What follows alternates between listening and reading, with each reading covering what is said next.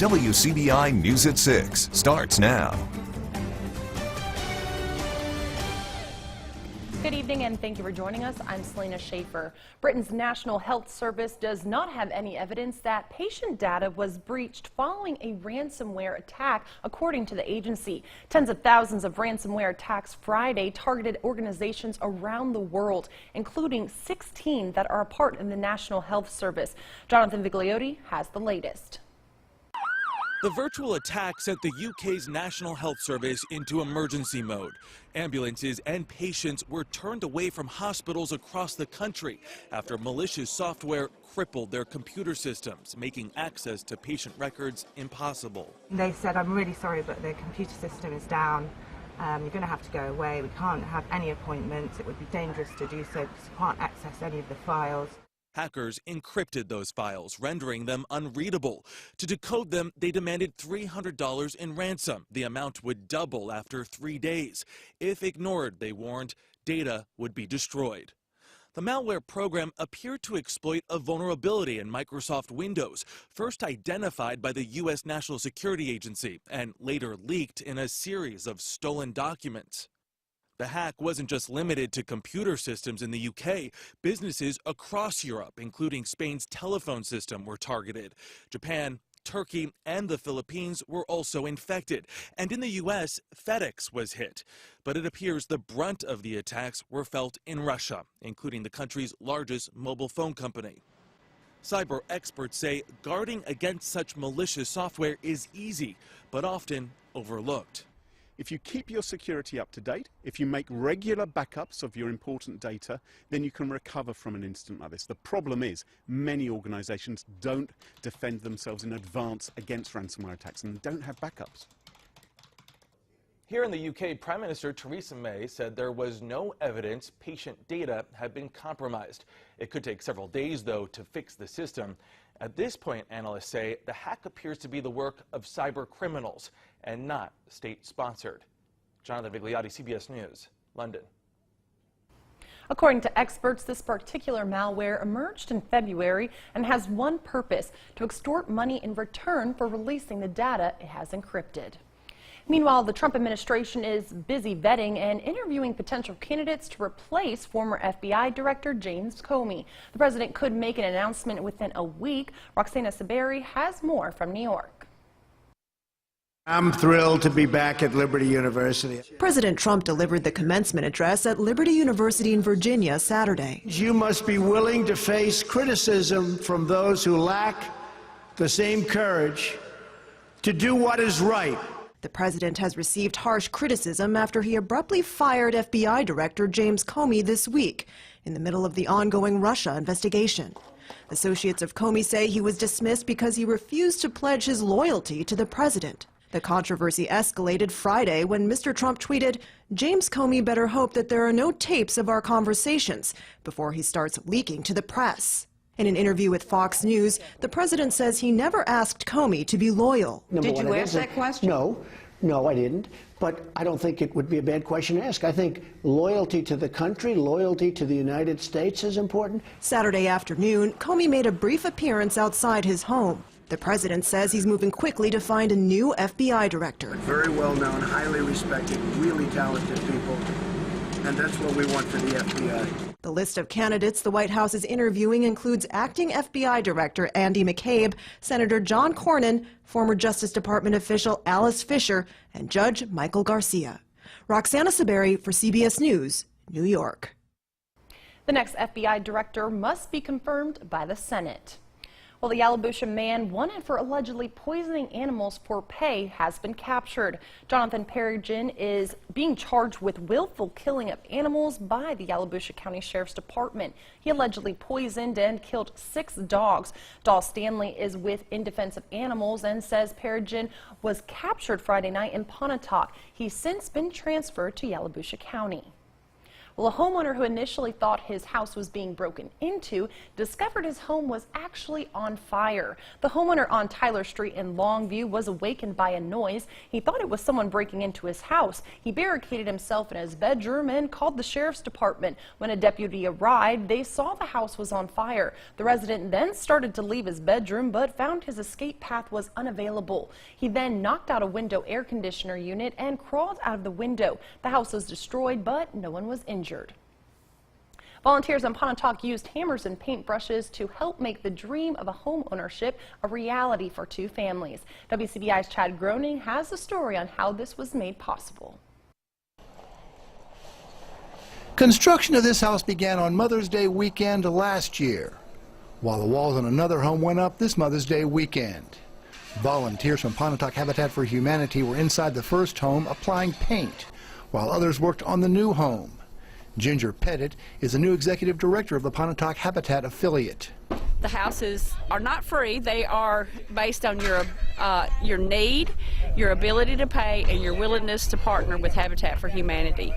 It's for people who normally would not be able to afford to get into a house. This weekend's work was part of Habitat for Humanity's 10th annual National Women's Build Week, sponsored by Lowe's Home Improvement. Being able to partner with Lowe's is a huge advantage. At the end, we will get a $5,000 gift certificate to Lowe's, and that's very beneficial to the Habitat affiliates because $5,000 will go a long way toward providing a house for a family in need. All of the houses on this street are part of the Pontotoc Habitat for Humanity's Circle of Hope program, and they intend to build quite a few houses on this street in the coming years. We hope to be building houses out here for at least the next 10 years. And of course, no houses could be built without volunteers. Miki Addison is a host on American Family Radio's Urban Family Talk Network. She even brought 3 of her children to help. It really makes a difference that we are laying a firm foundation. This morning, I encourage all of the builders that the foundation of an effective and a prosperous family is the Lord Jesus. So I'm really honored to be a part of a build like this. And Jessie Garcia came with her fellow Woodforce Bank employees. It's always great to get back to the community that you're actually involved in, and it's good to actually put some work into it and help see the people that we see on a daily basis and actually help them out and connect with them a little bit more. And Julia Tucker is volunteering as part of her effort to be approved for a Habitat home. I put in an application, and hopefully one day one of these houses will be mine. So I'm out here trying to help me or another family. It's part of the, I guess, sweat that you got to put into it, right? Sweat equity, yes, sir. So far, no families have been assigned to these 2 homes. Chad Groening, WCBI News, Pontotoc. Now, the Pontotoc Habitat chapter tries to complete 1 home per year. Time now to turn it over to weather for our first look with meteorologist Jacob Dickey. Jacob. We had some storms yesterday, and we had those mean-looking clouds come through. This was the clouds in Calhoun County. Also, those of us had those storms sitting over areas. Here's some flash flooding in downtown Grenada that came in. Thankfully, today we just had the clouds to deal with. We've dried out with the rain, and those clouds are finally now pushing out of our area. Those of us that got the sunshine today were a little bit warmer. We got temperatures into the upper 70s. Others of us, though, into the low 70s. Tonight, those clouds do clear out. We get lows into the mid-50s. We'll have your Weather's Day forecast and more coming up. All right, thank you for that update there, Jacob. Well, there's nothing better than a home-cooked meal, except for maybe when the food is homegrown also. That's right, it's farmers market season around the Golden Triangle. This morning, hundreds turned out to purchase fresh fruits and vegetables, as well as home-baked goods and preservatives at the farmers market in downtown Columbus. Saturday was the kickoff of the 2017 farmers market season. Main Street organizers say the 30 local vendors who are participating help strengthen Columbus's access to local healthy foods, and it also connects people in the community to resources that can improve quality of life. It's great for kids to start their healthy lifestyles at a young age, and we can teach them how to eat healthy out of the backyard instead of buying everything out of the store. I just come to get the fresh vegetables and fruits, just homegrown merchandise. And actually it becomes a weekly ritual for me. I come practically every Saturday, and there's just a little coming out and enjoying the people and the food. The Columbus Farmers Market is a state-certified farmers market, and farmers market season runs through the end of October. Tupelo also joined in on the farmers market fun today. There was even an official ribbon cutting at the farmers market depot, and customers were there early to take advantage of the outstanding selection of homegrown vegetables and other items as well. Manager Carl Brangenberg says that the better weather this growing season should have a positive impact on the availability at the 2017 Farmers Depot. He says it's hard to beat the freshness. Unless it's a small grocery store that buys from the farmer, the earliest you're going to find produce in a grocery store is about 14 days old, and plus you don't have the tax there. Brangenberg says that this year's market will be open also until October. It originally opened as the Tupelo Farmers Market back in 2000. Also going on in Tupelo this weekend is the annual Gum Tree Festival. It's the 46th annual Gum Tree Festival featuring artists from all over the country. It has long been an opportunity for accomplished and aspiring artists to show off the work and make some sales. Perhaps the youngest artist this year is Tupelo High School sophomore Sadie Jasper, who literally grew up with the gum tree as her parents brought her when she was a baby. It's an awesome opportunity. It's been something that I've been wanting to do ever since I was little, so this is a dream come true for me. I kind of just wanted to be a little bit of something for everybody with reasonable prices, so just something fun that people can come look at, and you know, there's sketches and paintings and Bibles. There are also other art forms at this year's festival, including dancing. The Gum Tree Festival will wrap up tomorrow afternoon. Coming up after the break, hear how one area resident received an honorable dedication just in time for Mother's Day. Stay with us. Welcome back. WCBI and Rick's Furniture teamed up to make Mother's Day extra special for one lucky mother with a chance to win a $1,500 shopping spree to Rick's Furniture. We had 1,347 entries. West Point resident Deborah Ely says that she was given a VIP treatment as she browsed Rick's Furniture in Starkville on Saturday morning. Ely says that she was thrilled to have won such a special gift, and Rick's Furniture employees say they were happy to do it. We've been a big part of the community since 1980, and families in this area are so important to us, and it's just our way of showing appreciation for our customers. I am very excited that I won. I've been looking at furniture all morning for me and my mother, mainly more for my mother, because it's been a while that I was able to get her something real nice. And I love her a lot, and I wish her a happy Mother's Day. Very yes, beautiful. Isn't this pretty? I love Deborah it. Ely is the mother of two, and she left with a living room set and something for her mother as well. Since the construction of Shivers Park in Mabin 17 years ago, one Mabin resident has walked the park's track nearly every day. 83-year-old Dorothy Holland's family and friends say Holland loves the park. She can usually be found walking the park's track at a regular time of 8 a.m. 6 days a week. Today, several Mabin town officials, along with most of Dorothy's family, gathered to honor her love of the park. Holland's family worked along with Mabin's mayor to rename the park's walking track this afternoon. The Dorothy Holland walking track was unveiled as a surprise Mother's Day gift from her family and the community. It brings us all together to community service. And Ms. Holland, like I said, she has been, a lot of people have enjoyed it, but she's enjoyed it the most. She loves this part. Other than going to church, this is what she loves to do. Holland says that she spends so much time on the trail walking because she also uses the time to pray for her family and friends. Tomorrow will be a beautiful day to go to Dorothy's Trail and take a walk. A super sunny Mother's Day for us. We do have a hot and dry week as well, and we're sprinting to summer in the weather department. We'll have your full forecast next. First Alert Weather Forecast with meteorologist Jacob Dickey. Well, we started off the day with lots of clouds here in Tupelo at the Gum Tree Festival there. Finally got some sunny skies in there, mixing in with the sun and clouds. Those of us that were lucky enough to get some of that sunshine, we warmed up nicely. Look at Tupelo. We're at 76 right now. That blue sky there, mostly sunny out there. Some of us, though, are still in the 60s here. Down in Philadelphia, they're at 69, 70 in Starkville. Those clouds that hung to the south kept us a few degrees cooler while we're in the mid to upper 70s from Tupelo, West Alabama, Grenada as well at 78 degrees right now.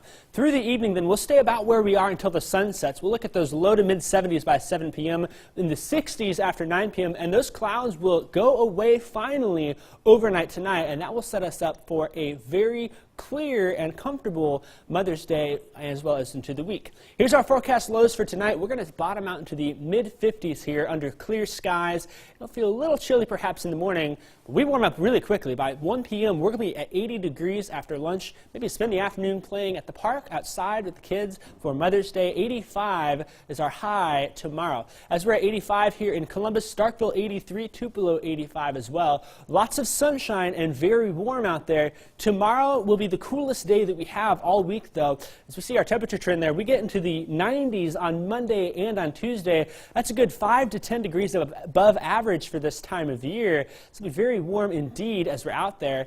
And on top of that, we don't expect any rain either. Here's our future rainfall. The best chance to maybe see a shower in our area will come on Friday, but even that doesn't look likely, as most, if not all of us, will stay dry through this week. As we see that 7-day forecast, then looking at the 90s on Monday and Tuesday, the clouds do pick up a little bit on Wednesday, but we're going to keep it hot and dry as we go through the entire week there. It'll be muggy as well as we look at those morning lows, but overall, hey, we'll take the sunshine. All right, Ole Miss continues its shock the world run in the SEC softball tournament. See if the Rebels can get it done one more time next in sports. WCBI Sports with Tom Ebel. What a run by Ole Miss softball. The 8-seed Rebels coming off taking down the #1 team in the country in the Florida Gators on Thursday. They'd have to get through another softball powerhouse to get to the title game. Caitlin Lee and the Rebels looking to become the lowest seed to ever make the SEC championship game. They'd have to get by Bama. Already up 3-0 here. Check out, that is Elantra Cox. Let's take a look at that one more time. Look at the speed from left field. She's going to literally run into the wall to make this catch. Look at that. Reckless abandon. That's a heck of a grab right there. Helping out Caitlin Lee throw another complete game. Next inning, same count. Dakota Matiko takes that 1 yard. That's her first home run of the season, and it couldn't have come at a better time for Ole Miss. The Rebels would hang on to win 4-1 and head to its first SEC softball championship in school history. So let's set the stage for tonight. Ole Miss taking on the LSU Tigers. As we mentioned, Ole Miss at that 8 seed, the lowest to make the final in SEC history, taking on 6 seed LSU. That game will be on at 7 p.m. on ESPN. Ole Miss swept LSU in the regular season, so we'll have to keep an eye and see if Ole Miss can take home the SEC championship in softball after quite a run here in May. Also, this game just wrapped up a couple minutes ago. Mississippi State drops Game 2 against Georgia 4-1. Mississippi State, of course, came away with the W last night. Everything went wrong for Mississippi State in this one. They got robbed of a home run, got an out called because of runners getting tied up on the bags. Just wasn't the day today. Game 3 will be tomorrow at noon on SEC Network Plus. We wrapped up the Fast Pitch State Championships last night, and now we shift gears to baseball. North and South half finals continued today. Teams battling to make it to the title or survive for one more game. Let's head over to Nanawaya. The Warriors looking to sweep Resurrection and advance to the 1A title game. Here, Resurrection strikes first. That is Ty Tingle and Patrick Newton. They're going to score off this Patrick Lee deep shot to left. The Eagles, they take a 2-0 lead here early on. Now here come the Warriors. Bottom second we go, down 3-0. Bryce Stanton, sayonara. That ball's tattooed to left. Good luck catching that one. Solo Jack makes it 3-1. Bottom third we go, one runner on for Nanawaya. Coley Taylor, he says, hey, Bryce, I'm going to do just like what you do. Look at this one go deep center. Not catching that one. The 2-run Jack would tie the ball game up at 3, and Nanawaya gets the come from behind victory in Game 2. 6-5, they beat Resurrection. The Warriors will play in Pearl for the Class 1A state final coming up on Tuesday at 1 p.m. We'll take a look at some of the matchups we've got going on around our area today. The primetime one, Oxford at New Hope. We'll be at that game. Shoot highlights for you coming up at 10 right here on WCBI Sports. Oxford leads the series 1-0. They'll look to wrap up that series and head to the 5A state title game unless New Hope has something to say about that, and they'll tie up the series and go to Oxford tomorrow. Also in 6A, Tupelo travels to Hernando. They could end things tonight with a victory down south. Moorville at Kossuth. Moorville, they lead the series 1-0. East Union and Ingomar, both in a great battle down in 2A. Last check, East Union was leading that game 1-0. And then in 1A, Smithville trying to take down the defending champion TCPS Eagles. Smithville Seminoles, they lead 1-0 after a big win this past week. So we'll recap all these scores and highlights. We'll have highlights of TCPS and New Hope coming up for you at 10 right here on WCBI Sports. And make sure to check back here at 10 as well. We can recap some of the scores and talk about who could be going to a state championship game this week. That'll do it for sports. On the last of your forecast coming up after the break. Tomorrow looks beautiful out there for Mother's Day. Mid-80s, lots of sunshine. Keep the sun around through the week though, but those 90s are going to feel toasty warm as we head through the week here. Definitely a beautiful Mother's Day. Want to get out and celebrate all moms everywhere, right? Absolutely. Spend it outside while we have it. All right, well, thank you guys so much for joining us this evening. We hope you have a great rest of your weekend. Take care.